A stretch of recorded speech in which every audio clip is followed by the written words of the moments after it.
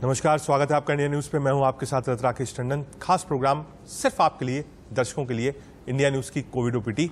देश विदेश के बड़े और जाने माने डॉक्टर्स हमारे साथ होंगे, लाइव रहेंगे, 1 घंटे तक रहेंगे। आपको कोई समस्या है, आपको कोई शंका है, आपको सेकंड ओपिनियन लेनी है, आप हमें फोन कर सकते हैं। लगातार हम नंबर फ्लैश कर रहे हैं और डॉक्टर से डायरेक्ट बात कर सकते हैं। लेकिन उससे पहले बुलेटिन की शुरुआत। कोरोना की रफ्तार जो है वो पहले से काफी कम हुई है। जो नंबर्स हैं वो नंबर्स नीचे गए हैं, नंबर्स में भारी कमी आई है। मौत का भी जो आंकड़ा है वो भी कम हुआ है। 5 राज्यों में अभी भी बुरा हाल है। मेरे दोनों तरफ आप दो तस्वीरें देख रहे हैं। पॉजिटिविटी रेट जो है वो बहुत कम हो गया है, यानी जो केसेस हैं वो कम होते जा रहे हैं। लगातार पॉजिटिविटी रेट कम हो रहा है। वैक्सीनेशन का प्रोसेस एक तरफ चल रहा है और जो मौत के आंकड़े थे उसमें भी कहीं ना कहीं अब पिछले 24 घंटे में लगाम लगी है। यानी 4 तस्वीरें बता रही हैं कि कोरोना का कहर पहले से काफी कम हुआ है। लेकिन इसका मतलब यह नहीं है कि हम सचेत ना रहें और कोविड एप्रोप्रिएट बिहेवियर को फॉलो ना करें। इस वक्त बड़ा अपडेट आपको दे दें। देश में लगातार दूसरे दिन बढ़े कोरोना के केसेस।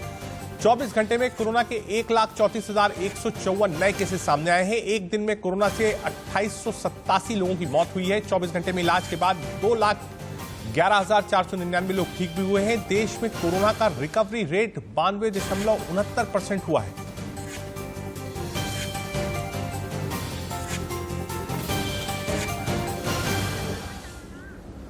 लगातार आपको बता रहे हैं दूसरे दिन कोरोना के केसेस बढ़े हैं। 24 घंटे में कोरोना के 1,34,154 नए केसेस सामने आए हैं। एक दिन में कोरोना से 2887 लोगों की मौत हुई है। 24 घंटे में इलाज के बाद 2,11,499 लोग ठीक हुए हैं। देश में कोरोना का रिकवरी रेट 92.69% हुआ है। यानी जो सेकेंड वेव का पीक था आप उसको खत्म मान सकते हैं। लेकिन चिंता की बात क्या है, जब आपने अनलॉक स्टेट्स ने करना शुरू किया और महाराष्ट्र और कई स्टेट से ये आंकड़े आए हैं और हमें शाम तक का इंतजार रहेगा, जो कि एक बड़ा इशू है और डिबेटेबल इशू है कि क्या अनलॉक करने से केसेस बढ़ रहे हैं। क्योंकि जो केसेस 3 दिन पहले तक थे वो आज नहीं है, केसेस बढ़े हैं पिछले 2 दिन में। यानी अनलॉक की प्रक्रिया कहीं केसेस को बढ़ावा तो नहीं दे रही है।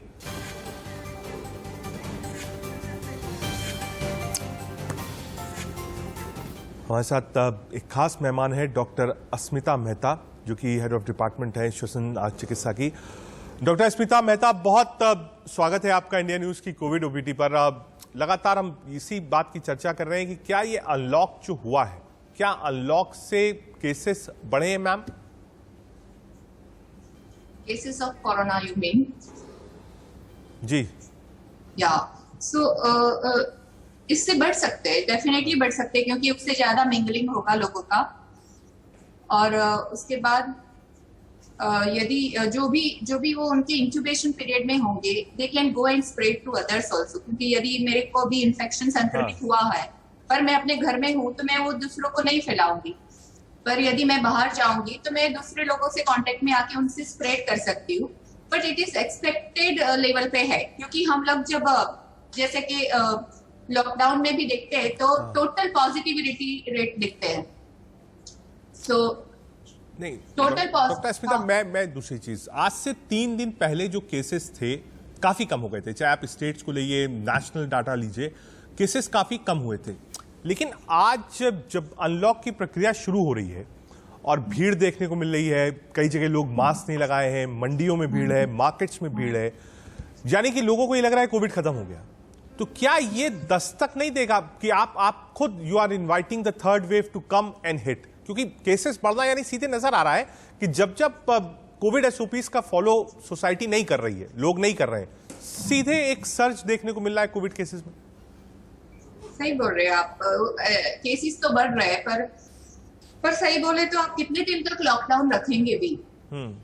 तो so it is not practical. प्रशासन के लिए भी हमेशा के लिए लॉकडाउन करना इट्स ब्रेकिंग इकोनॉमी ना। एंड लोगों को भी लाइक बाहर निकलना होता है। तो देयर इज नो वैलिड और या एक ऐसा करेक्ट सॉल्यूशन नहीं है कि कब लॉकडाउन खोलेंगे। जब भी लॉकडाउन खोलेंगे इट विल बी ग्रेजुअल और शायद इमीडिएटली थोड़े बहुत केस बढ़ सकते हैं।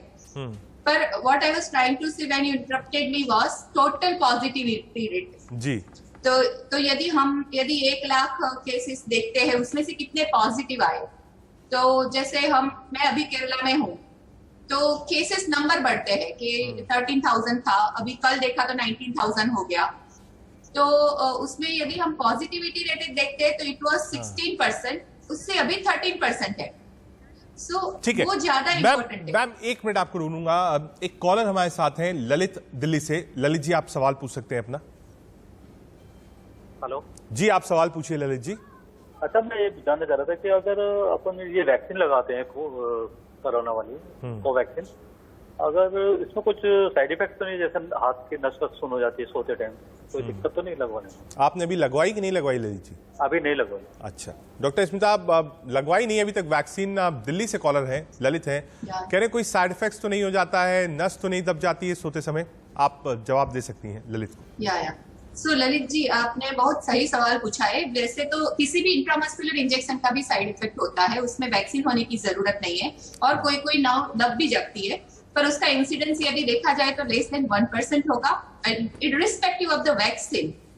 Okay, it is intramuscular injection जिससे साइड इफेक्ट होता है। Now coming to the vaccine side effect. So vaccine का कोवैक्सीन जो आप बात कर रहे हो, उसके साइड इफेक्ट्स कोविशील्ड से बहुत कम है, और उससे मुझे नहीं लगता है कि आपको वैक्सीन में इतना डरने की कोई जरूरत है। आप प्लीज बेफिक्र होकर वैक्सीन ले सकते हैं। ठीक है मैम, आपने विस्तृत जानकारी दिया। और मुझे लगता है एक सप्लीमेंट्री क्वेश्चन भी है ललित का। ललित, आप अपना दूसरा सवाल पूछ सकते हैं। नहीं, मेरा ये था कि मैं सोते टाइम मेरा हाथ सुन हो जाता है, तो मैं वैक्सीन ले सकता हूँ क्या? अच्छा मैम, डॉक्टर अस्मिता, सवाल ये है कि इनके हाथ में नम्बनेस आती है, जो मैं समझ पा रहा हूं, नम्बनेस आती है, तो क्या इनको वैक्सीन लेनी चाहिए या नहीं लेनी चाहिए? कौन से हाथ में नमनेस आती है, दैट इज मटेरियल। ठीक है ललित, कौन से हाथ में नमनेस है, यानी सुनपन है? दोनों हाथों में हो जाती है। दोनों हाथों में मैम? हाँ। Yeah, so it might be because of he has really now compression when he sleeps, और उनके लिए उनको न्यूरोलॉजिस्ट को दिखाना चाहिए, और उससे वैक्सीन से कुछ असर नहीं हो सकता है, पर he can ask the neurologist कि ये क्यों हो रहा है, because that is really I'm not telling worrisome, but if it happens daily, यदि रोज आपके हाथ में नमनेस आ जाती है तो आप किसी डॉक्टर को नर्व कंडक्शन स्टडी करके दिखा सकते हैं कि क्या हो रहा है एक्चुअली, और it is totally not related to vaccine. उससे वैक्सीन से कोई ये नहीं है, निस्बत नहीं है। और वो तो किसी भी, यदि आपने पहले भी कोई इंजेक्शन लिया है तो भी हो सकता है। नमनेस इज टोटली बिकॉज आप सही बोल रहे हो कि नर्व कंप्रेस हो जाता है, उससे ही होता होगा। तो वो क्यों हो रहा है वो देखने के लिए आप किसी न्यूरोलॉजिस्ट को दिखा दीजिए। बाकी उससे वैक्सीन का कोई कॉन्ट्रा इंडिकेशन नहीं है। ठीक है मैम, जो बड़ी समस्या है इस समय, एक तरफ हम देख रहे हैं कि कोविड केसेस घटे, पहले के मुकाबले बहुत घटे, और अब लोग यही कहते हैं कि द पीक जो था वो सेकेंड वेव का निकल गया, अब थर्ड वेव की तैयारी भी है। लेकिन मैम, आज भी आप देखिए पेशेंट्स जो मरने वाले हैं पोस्ट कोविड, वो नंबर्स अभी भी बहुत हाई है मैम। आप मतलब आज भी आप देखिए तो जो मौत के आंकड़े हैं वो डराने वाले हैं। आज भी वो डराते हैं आपको। लोगों को लगता है कि भाई एक तरफ आप अनलॉक कर रहे हैं, एक तरफ कोविड नंबर्स कम हो रहे हैं, दूसरी तरफ मौत का आंकड़ा जो है बिल्कुल मेंटेन चल रहा है। सही बोल रहे हो आप, बिल्कुल भी सही बोल रहे हो, क्योंकि दैट इज वेरी सम। क्योंकि हम अभी भी हमारी हॉस्पिटल में जो देख रहे हैं कि कोविड न्यू केसेस आने कम हो गए हैं, पर जो पेशेंट आईसीयू में थे या फिर जो आईसीयू में आ रहे हैं उनका नंबर कम नहीं है, आईसीयू इज फुल। तो रीजन ये है कि ये कोविड एक ऐसी बीमारी है कि जिसकी पोस्ट कोविड कॉम्प्लिकेशंस बहुत ज्यादा है। मैम, यहीं पर आपको रोकूंगा, क्योंकि आपने बात कही पोस्ट कोविड की, और पोस्ट कोविड इफेक्ट्स क्या है आपने दर्शकों को ग्राफिक्स के जरिए समझाते हैं। रिकवरी के बाद भी आपको अपना ख्याल रखना है। 3 से 12 हफ्ते तक लक्षण रहे तो पोस्ट एक्यूट कोविड इसको माना जाता है।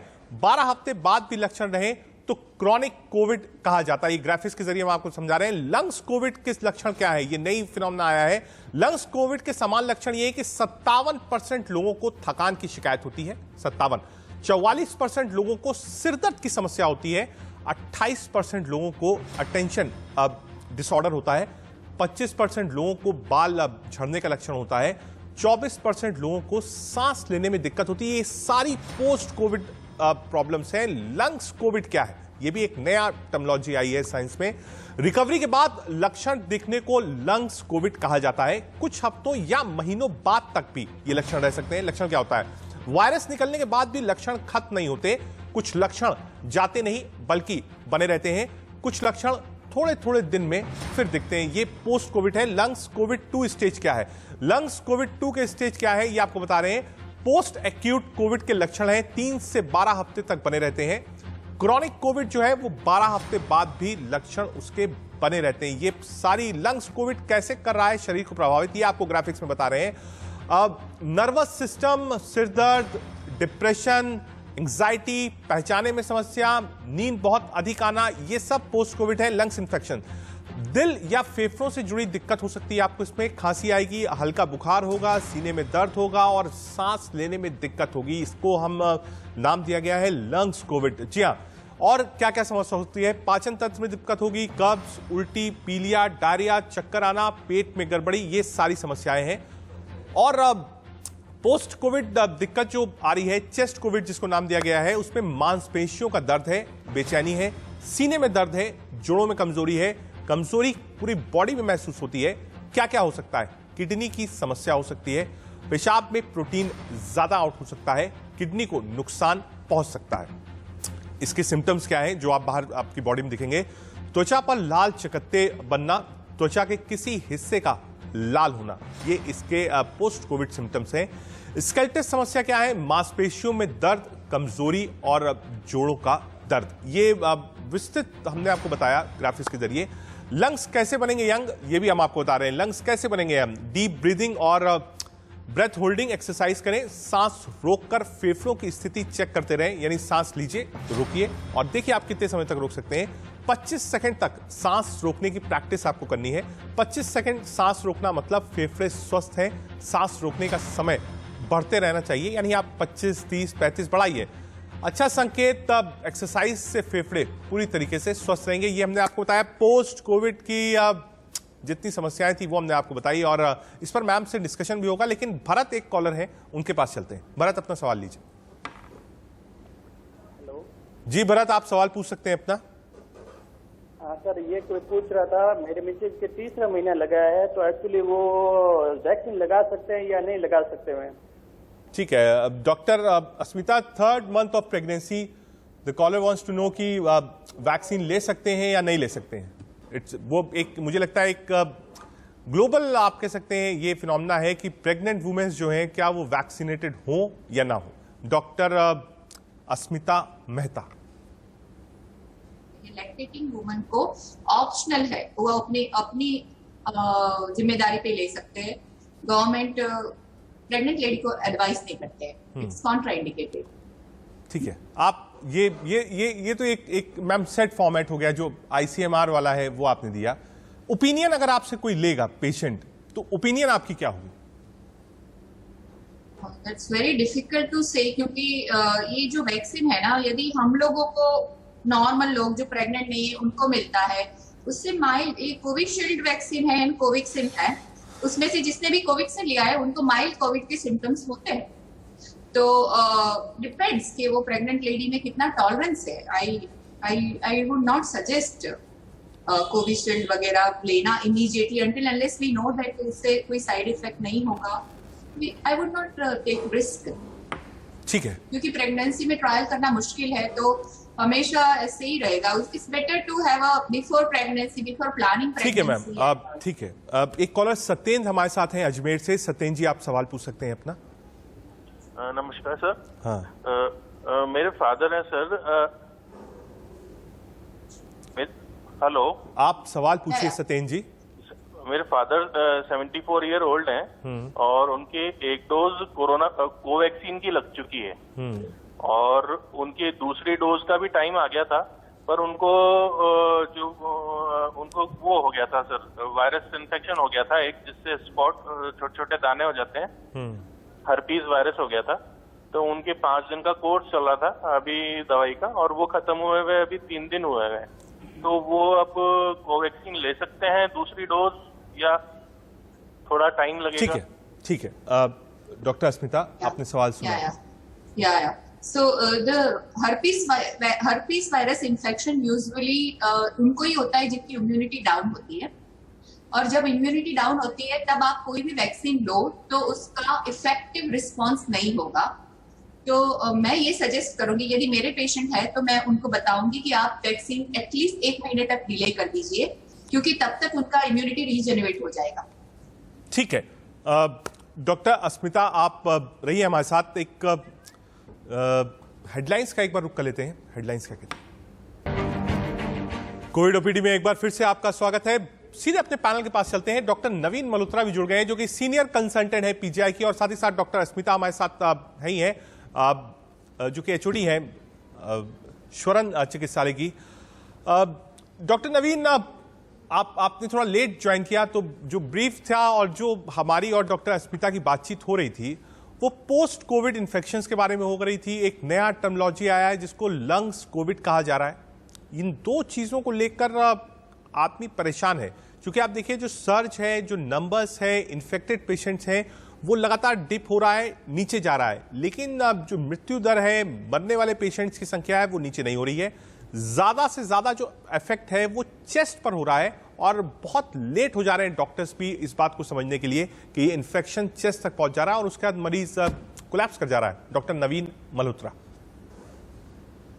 पोस्ट कोविड सिंड्रोम और लॉन्ग कोविड ये देखा गया है पेशेंट्स के अंदर लास्ट ईयर के अंदर। जहां तक ठीक होने के बाद अचानक से मृत्यु होने की बात है, वो भी कुछ पेशेंट्स में देखी गई है। तो इसके अंदर पेशेंट्स को ये ख्याल रखना चाहिए कि ठीक होने के बाद वो अपनी एक्टिविटीज को धीरे धीरे पेश करें, रेस्ट भी करें, अच्छा आहार लें, फल सलाद ये जरूर लें, और अगर जरा से भी दिक्कत होती है तो तुरंत डॉक्टरी चिकित्सक सलाह जरूर लें। जहां तक मृत्यु दर की बात है, केसेस कम होने के 2 से 3 हफ्तों के बाद मृत्यु दर कम होती है। तो जैसे अब केसेस कम हुए, लगभग 2 हफ्ते हो गए हैं, तो उम्मीद है कि इस आने वाले सप्ताह के अंदर मृत्यु दर कम आएगी। जैसे आपने देखा होगा कि आज से 15 दिन पहले 4000 से ज्यादा अनफॉर्चुनेट डेथ्स। नवीन सर, मैं इसमें एक चीज ऐड भी करना चाहूंगा, और कल भी हमारी बातचीत हुई थी इस पर। आपने जो अनलॉक की प्रक्रिया करी है, उस अनलॉक की प्रक्रिया से केसेस बढ़े हैं। मतलब जो लॉकडाउन के दौरान केसेस थे और फिर आपने अनलॉक किया। हालांकि डॉक्टर अस्मिता से मैंने यही सवाल पूछा था और डॉक्टर अस्मिता ने कहा था कि आप बहुत ज्यादा दिन लॉक नहीं रख सकते, आपको ओपन करना होगा, इकोनॉमी भी है, लोगों का रोजगार है, आप बंद नहीं कर सकते। लेकिन अगर अनलॉक करने से केसेस बढ़ना शुरू हो जाते हैं, फिर सिस्टम को क्या करना चाहिए? फिर मजबूरी होगी। देखिए, ये तो हमें आपको पब्लिक को कोविड एप्रोप्रिएट बिहेवियर, जो CAB हम बात करते हैं, ठीक है डॉक्टर नवीन, एक मिनट डॉक्टर नवीन, 1 मिनट रुकूंगा। अरिजीत कॉलर जुड़ गए हैं हैदराबाद से। अरिजीत जी, आप अपना सवाल पूछिए। Hi sir. मेरी मदर को बीपी की प्रॉब्लम है बिफोर लाइक 10 to 12 इयर्स से, और हम वैक्सीन लगवाने के लिए ट्राई कर रहे हैं उनका। तो उनकी वैक्सीन 2 दिन बाद लगनी है, और उनका बीपी अभी भी 160-170 चल रहा है। कैन वी टेक मेडिसिन और नॉट? ठीक है डॉक्टर नवीन, आप रिप्लाई कर सकते हैं। आप देखिए, बिल्कुल निश्चिंत होकर वैक्सीनेशन करवाइए। जो आपकी बीपी की दवाई है, जो नियमित रूप के ऊपर ले रहे हैं, वो लेते रहिए। बल्कि जिन पेशेंट्स को हाइपरटेंशन है, डायबिटीज है, हार्ट की दिक्कत है, उनको तो वैक्सीन जरूर लगवानी चाहिए। तो बिल्कुल निश्चिंत होकर लगवाइए। और मैं जनरल पब्लिक को ये कहता हूँ, अपने मन से भ्रांतियां हटा दीजिए। वैक्सीन हमारा सुरक्षा कवच है। दूसरी डोज के 2 हफ्तों के बाद तक उनको पूरा एहतियात रखना है और वैक्सीन जरूर लगवानी है। ठीक है, वापस एक बार डॉक्टर अस्मिता के पास चलते हैं। डॉक्टर अस्मिता, पोस्ट कोविड तो हमने बात आपसे करी कि हाँ ये सिम्टम्स हो सकते हैं, कैसे आदमी को ध्यान रखना है। आगे की तैयारी कैसे हो? वैक्सीनेशन प्रोसेस चल रहा है और सरकार कह भी रही है कि अब बाय द एंड ऑफ 2021 पूरे देश भर को वैक्सीन लग जाएगी। लेकिन उसी बीच दस्तक भी है थर्ड वेव की। एक तरफ अनलॉक, एक तरफ थर्ड वेव, बच्चों का डर, म्यूकर, पोस्ट कोविड कॉम्प्लिकेशन, दिक्कत बहुत सारी है। डॉक्टर अस्मिता, सही बोल रहे हैं आप, क्योंकि किसी ने ऐसा इमेजिन ही नहीं किया था कि सेकंड वेव इतना भयानक होगा। पर हम जब नंबर देखते हैं, जब इंडिया की पॉपुलेशन देखते हैं, तो हम लोगों को it was not a surprise कि सेकंड वेव तो होना ही था। और थर्ड वेव जो इमेजिनरी वेव जो होने वाला है, या फिर जो हम सोच रहे हैं कि होगा, उसके लाइक एपिडेमियोलॉजिस्ट की बात सोचे तो ऐसा सोचना चाहिए कि इतने सारे लोगों को जो सेकंड वेव में जो इन्फेक्शन हुआ है, वो लोग तो थोड़ी बहुत तो इम्यूनिटी उनको मिल ही जाएगी। और जहां तक इन्फेक्शन का रेट है, I am not sure about the infection rate, पर मोर्टेलिटी रेट तो कम ही होना चाहिए थर्ड वेव में, ऐसा मुझे लग रहा है। बच्चों को सेकंड वेव में भी ऐसे बोला जा रहा था कि बच्चों को बहुत प्रॉब्लम होगा, पर बच्चों को इतना प्रॉब्लम अभी तक तो नहीं देखा है, क्योंकि एडमिशन इतना नहीं हुआ है। उनको माइल्ड कोविड के सिम्टम्स आते हैं और ठीक हो जाते हैं। ओनली वो एक मल्टी सिस्टम इन्फ्लामेटरी सिंड्रोम है जिसमें उनको बच्चों को बहुत दिक्कत आती है। कई लोगों 90% बच्चों को नहीं होता है। तो हमें I think we should take it as it comes. ठीक है, मैं सहमत हूँ। Most predictable thing about this virus is, ये वायरस सबसे ज्यादा नॉन प्रेडिक्टेबल है। नीरज एक कॉलर हमारे साथ हैं। नीरज जी, आप सवाल पूछ सकते हैं अपना। हेलो जी नीरज जी, सवाल पूछिए। सर, मैं 31 इसको मई को 30 मई को सर मैं पॉजिटिव हुआ था। हाँ। और 11 मई को मैं नेगेटिव हो गया सर। मेरी रिपोर्ट जो नेगेटिव आई थी। बट अभी तक सर मेरे को मतलब खांसी, जुकाम और ये सिर दर्द और थकान, ये चीज नहीं जा रही है। और हल्की हल्की सीने में चेस्ट में प्रॉब्लम रहती है। ठीक है, सीधे डॉक्टर अस्मिता, जो बात हम कर रहे थे और शायद 10 मिनट पहले, ब्रेक से पहले, यही था post Covid complication, chest Covid, ये सारे सिम्टम। और कॉलर नीरज है, आप क्या जवाब देंगे? देखिए, ये जैसे कह रहे हैं कि 11 जून कभी आनी है, 30 अप्रैल को पॉजिटिव हुए और 11 मई को ये नेगेटिव हो गए। 1 महीने तक पेशेंट्स को ये सिम्टम्स आ सकते हैं, इसलिए ज्यादा घबराने की जरूरत नहीं है। आप नियमित रूप के ऊपर भाप लीजिए, जल का सेवन करिए। थकावट, शरीर टूटा रहना ऐसा महसूस हो सकता है, इसके लिए जो आपके डॉक्टर्स ने विटामिन सी की गोली, मल्टीविटामिन की टेबलेट और हफ्ते में एक बार विटामिन डी की टेबलेट जरूर प्रिस्क्राइब की होगी, उसको आप 3 से 4 हफ्तों के लिए लीजिए। ये थकावट धीरे धीरे दूर हो जाएगी। इसके लिए आपको बहुत ज्यादा घबराने की जरूरत नहीं है। ठीक है, डॉक्टर नवीन मल्होत्रा, आपने बताया पोस्ट कोविड कॉम्प्लिकेशन है। मैम, वापस आपके पास डॉक्टर अस्मिता, आपने एक बताया कि हाँ, एज इट कम्स, जैसे आएगी वैसे हम लेंगे। बच्चों को लेकर बहुत लोग परेशान हैं, क्या करें? आज भी जो केसेस आ रहे हैं बच्चों के आ रहे हैं, मल्टी सिस्टम सिंड्रोम, MIS-C जिसको हम कहते हैं, उसके भी केसेस बहुत आ रहे हैं। ऐसे में लेके बच्चों के साथ क्या एहतियात बरता जाए? क्या उम्मीद है कि थर्ड वेव से पहले बच्चों का भी वैक्सीनेशन हिंदुस्तान में शुरू हो जाएगा? Doctor Asmita Mehta. So that is a really valid point, क्योंकि 18 साल से ही हम वैक्सीनेशन देना चालू किए हैं। There is a very small age group की जो घर से बाहर नहीं निकलते, 5 साल के छोटे बच्चे, फिर 5 से 18 तक के बच्चे भी है जो इतने बहुत हम कंटेन नहीं कर सकते हाउस में। तो मुझे लगता है कि ICMR को बच्चों की वैक्सीनेशन के बारे में कुछ ना कुछ तो सोचना पड़ेगा। मुझे लगता है कि there are vaccine of Johnson and Johnson which is available in US, और वो 12 साल के बच्चों के बाद दे सकते हैं। ठीक है, तो हम 12 से 18 का भी एक गैप रख सकते हैं, फिर रहेगा 5 से 12 जो हमें कुछ सोचना पड़ेगा। ठीक है, एक कॉलर हरि प्रसाद जी हैं, आप गुरुग्राम से। जी हरि प्रसाद जी, आप सवाल पूछ सकते हैं अपना। हाँ जी सर, बोलिए। Morning sir. Morning Hari Prasad ji, पूछिए सवाल। अच्छा सर जी, मैंने वैक्सीन लगवाई थी, तो मैंने दोनों वैक्सीन लगवा ली है। तो मैंने जो पहले वैक्सीन लगाई थी उसमें ये हाथ में दर्द है, क्या कारण हो सकता है जी? ठीक है, डॉक्टर नवीन, आप दोनों वैक्सीन लगवा ली है और अब हाथ में दर्द है। वैक्सीन लगवाने के बाद बाजू के अंदर थोड़ा सा दर्द कुछ दिनों के लिए रह सकता है, इसको लेके घबराने की जरूरत बिल्कुल नहीं। मैं सब पब्लिक से अपील करता हूँ, वैक्सीन को लेके जो आपके मन में भ्रांतियां हैं उनसे निश्चिंत रहिए। वैक्सीन सेफ है। छोटे मोटे साइड इफेक्ट, बाजू में दर्द होना, बुखार आना, ये रहता है। अगर आपको याद हो, बचपन में आपने जब अपने बच्चों को वैक्सीन लगवाई होगी, तो जब उसको कुल्ले पे इंजेक्शन लगता था तो वो 1 दिन रोता रहता था। बड़े रो नहीं सकते, इतना ही फर्क है। थोड़ा बहुत चुभेगा, 2-3 दिन में ठीक हो जाएगा। ठीक है, डॉक्टर अस्मिता मेहता मैम, एक चीज और समझने की जरूरत है इस वक्त कि अनलॉक हो रहा है, मान के हम चल रहे हैं कि जो नेक्स्ट वीक होगा ऑफिसेज भी खुलेंगे, धीरे धीरे खुलना शुरू हो गया है, साइंटिफिकली धीरे धीरे सॉफ्ट लॉक की तरफ हम बढ़ रहे हैं, अनलॉक की प्रक्रिया बढ़ा रहे हैं। ऐसे में किन चीज़ों का हमको ध्यान रखना है पहला, और क्या चीज़ें नहीं करनी है? डॉक्टर अस्मिता मेहता। कोई भी नई बात नहीं, अभी तो हम 2020 से 2021 में आ गए कोविड को लेके। तो जो भी हम लोगों ने पहले सिखाया था कि हमें हाथ अच्छे से धोने हैं, फिर स्टेरिलाइजर का यूज करना है, मास्क अच्छे से पहनना है, सेफ डिस्टेंस रखना है, क्राउड नहीं करना है, फिर जिनको कोविड हो गया है उन लोगों को या फिर जो वैक्सीनेटेड है, जैसे कि यूएस वालों ने बोलिया मास्क पहनने की जरूरत नहीं है, तो ये सावधानी जरूर रखनी है कि जिनको एक बार कोविड हो गया है। सॉरी, आपको 1 मिनट के लिए रोक रहा हूँ। विजय कॉलर है दिल्ली के लक्ष्मीनगर से। विजय जी, आप सवाल पूछिए अपना। मैं ये कह रही थी कि कोविड हुआ था मुझे। हेलो, आप सवाल पूछिए विजया, आपकी आवाज आ रही है। कोविड हुआ था और उसके बाद मुझे बहुत वीकनेस और पूरी जो हड्डियां हैं इसका दर्द मुझे हो रहा है।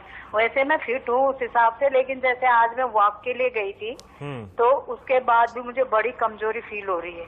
ठीक है डॉक्टर नवीन, आप मुस्कुरा रहे हैं, मुझे लग रहा है जवाब आप ही को देना है।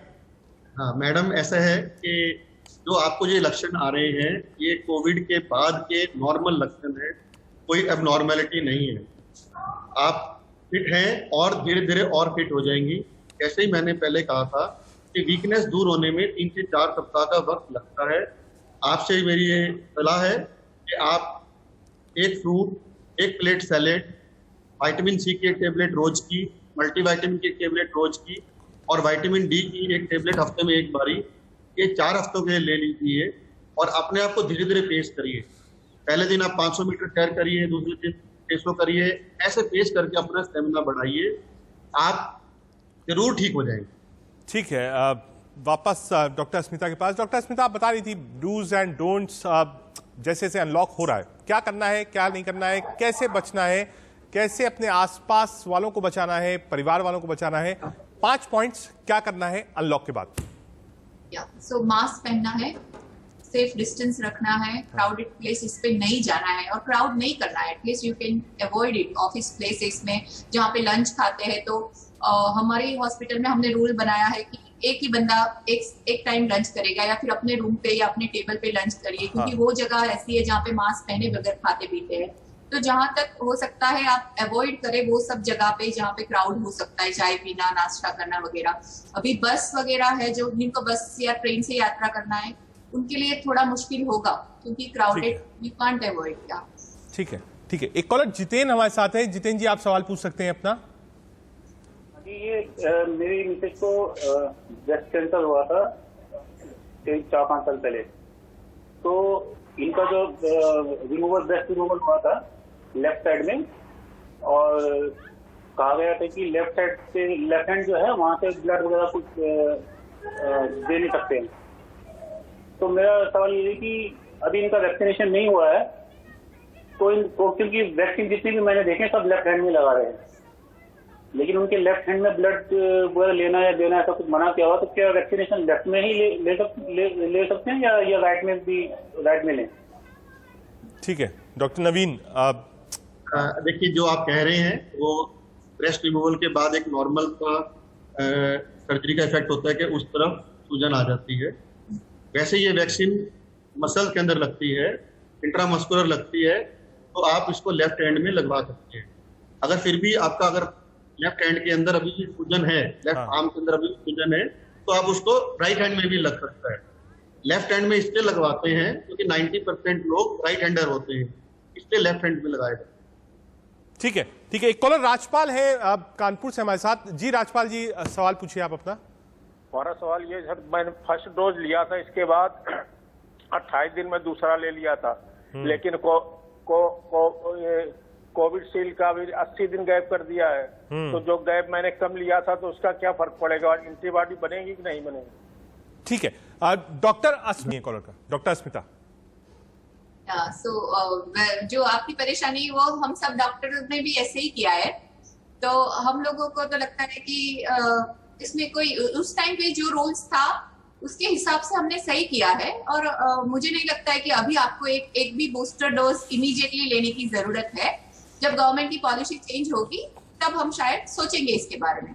आप क्या सोचते हैं डॉक्टर नवीन? मैं भाई साहब से बिल्कुल एग्री करता हूँ कि आपको 2 इंजेक्शन लग चुकी है, उसके 2 हफ्तों के बाद उसका 2 गाइडलाइंस थी। मुझे भी 28 दिन के बाद ये लगी थी, डॉक्टर साहब को भी लगी थी। तो ये गाइडलाइंस थोड़ा टाइम के साथ साथ बदलती रहती हैं, पर आपको 2 डोज लग चुकी हैं और आपकी इम्यूनिटी डेवलप होएगी, इस चीज के लिए आप निश्चिंत रहिए। और फिर भी कोविड एप्रोप्रिएट बिहेवियर को फॉलो करिए जी, बहुत जरूरी है। डॉक्टर अस्मिता, डॉक्टर नवीन, आप हमारे साथ रहिए। वक्त हो चला है इस वक्त की सुर्खियों का। एक बार हेडलाइंस पर नजर मार लेते हैं। वापस अपने पैनल पर चलेंगे। डॉक्टर नवीन मल्होत्रा, सीनियर कंसल्टेंट पीजीआई, और डॉक्टर अस्मिता मेहता, एचओडी है श्वास चिकित्सा की। दोनों ही डॉक्टर्स हमारे साथ हैं और एक कॉलर भी है। कॉलर से सवाल लेते हैं जी। आप सवाल पूछ सकते हैं अपना। हाँ सर, मैंने कल कोविड का कल वैक्सीनेशन लिया आफ्टर 90 डेज। मतलब आपने सेकेंड डोज ली? Second dose. अच्छा। परसों मेरे पास मैसेज आया था तो कल मैंने लिया है और आज पूरी बॉडी में सवेरे से काफी दर्द रहा। अब जाकर के कुछ ठीक हुआ है, कंट्रोल हुआ है, लेकिन अभी मेरी मिसेज को 99.5 फीवर है। तो दोनों केसेस में मेरे लिए क्या एडवाइस है आपकी? ठीक है डॉक्टर नवीन। 1 या 2 दिन के लिए 99-100 फीवर होना नॉर्मल है। आप एक पैरासीटामोल की टेबलेट 500 मिलीग्राम की अभी ले लीजिए, और अगर जरूरत पड़े तो आप शाम को भी ले सकते हैं और अपनी मिसेज को भी दे सकते हैं। ये बुखार आपका 1 या 2 दिन में सेटल हो जाएगा। ठीक है डॉक्टर अस्मिता, बात हम कह रहे थे कि बच्चों को कैसे बचाना है थर्ड वेव से, प्रोटोकॉल्स क्या होने चाहिए। अब हेल्थ इंफ्रास्ट्रक्चर जो है देश में वो हमने लाचार देखा, और अब डॉक्टर्स आगे थे, डॉक्टर लड़ रहे थे, कई डॉक्टरों ने जान भी गंवाई है, लेकिन जो हेल्थ इंफ्रास्ट्रक्चर देश में होना था वो सेकेंड वेव के दौरान मिसिंग था। सिस्टम को क्या तैयारी करनी चाहिए? मैं आपकी वो बात से इतनी सहमत नहीं हूँ कि इंफ्रास्ट्रक्चर इतना अच्छा नहीं था, क्योंकि कोई भी देश इस महामारी से एक्सपेक्टेशन पे पूरा नहीं उतरा है। ऐसे सिर्फ इंडिया में ऐसा है, ऐसा नहीं है। हम लोगों को सिर्फ लगता है कि वो हमारा देश में इतना परेशान हो गए, पर हम जिस तरह से नंबर देखते हैं तो वो तो उससे मालूम होता है कि कोई भी हॉस्पिटल या कोई भी कंट्री इसके लिए प्रिपेयर नहीं हो सकता है। और हमने सेकंड वेव से बहुत सारे पार्ट पढ़े हैं। तो मुझे लगता है कि ऑक्सीजन की कमी जो हुई थी, या फिर वेंटिलेटर पे कमी हो गई थी, या फिर किसी हॉस्पिटल में फायर हो गया, वो सारी चीजें तो सचमुच इम्प्रूव हो सकती है और that has to be improved. मुझे लगता है कि वो बात हम लोग कुछ कर सकते हैं उसके मामले में। हालांकि नंबर हमारे कंट्रोल में ना हो, पर ये सारी चीजें तो हम डेफिनेटली अभी से ट्राई कर सकते हैं कि ऑक्सीजन की दिक्कत ना हो, या फिर वेंटिलेटर की कमी ना हो, या फिर इससे फायर के इंसिडेंट्स ना हो। ठीक है, एक कॉलर अर्पित है हमारे साथ लखनऊ से। अर्पित, आप सवाल पूछ सकते हैं अपना। आवाज मिल रही है अर्पित आपको? जी सर, मेरे को आवाज मिल रही सर आपकी। सवाल पूछिए अर्पित जी। सर मेरा सवाल ये है कि मेरी मदर है, उनको डायबिटीज है टाइप 2, और सर उनका डायबिटीज जब मेजर करते हैं तो फास्टिंग में 140 आता है और पीपी में 246 तक आता है। अभी उनको वैक्सीन नहीं लगी है, तो उनको वैक्सीन लगाने में कोई प्रॉब्लम तो नहीं होगी ना सर? ठीक है डॉक्टर नवीन मल्होत्रा, आप डायबिटीज टाइप 2, आप फास्टिंग 140 प्लस और पीपी 240। देखिए, आप निश्चित होकर वैक्सीन लगवाइए। डायबिटिक पेशेंट, हाइपरटेंसिव पेशेंट्स को जरूर लगवानी चाहिए वैक्सीन। जो आप डायबिटीज की दवा आपकी माता जी ले रही हैं, वो दवा लेती रहिए और जाके वैक्सीन लगवाइए। सेफ है और जरूरी। ठीक है अर्पित, आप वैक्सीन लगवा सकते हैं, और सलाह यही है ज्यादा से ज्यादा लोग वैक्सीन लगवाएं। थर्ड वेव आने से पहले हम सब वैक्सीनेट हो जाए, कोशिश यही है। डॉक्टर नवीन, डॉक्टर अस्मिता, आप दोनों हमारे साथ जुड़ी, बहुत बहुत शुक्रिया। आपने कीमती वक्त दिया इंडिया न्यूज पर, और इतने सारे दर्शक थे जिनके सवाल थे, आपने विस्तार से सबका जवाब भी दिया। फिलहाल इंडिया न्यूज़ की कोविड ओपीडी में आज इतना ही। शाम को 5 बजे फिर मुलाकात होगी इंडिया न्यूज़ की कोविड ओपीडी में। तब तक के लिए एक छोटा सा ब्रेक।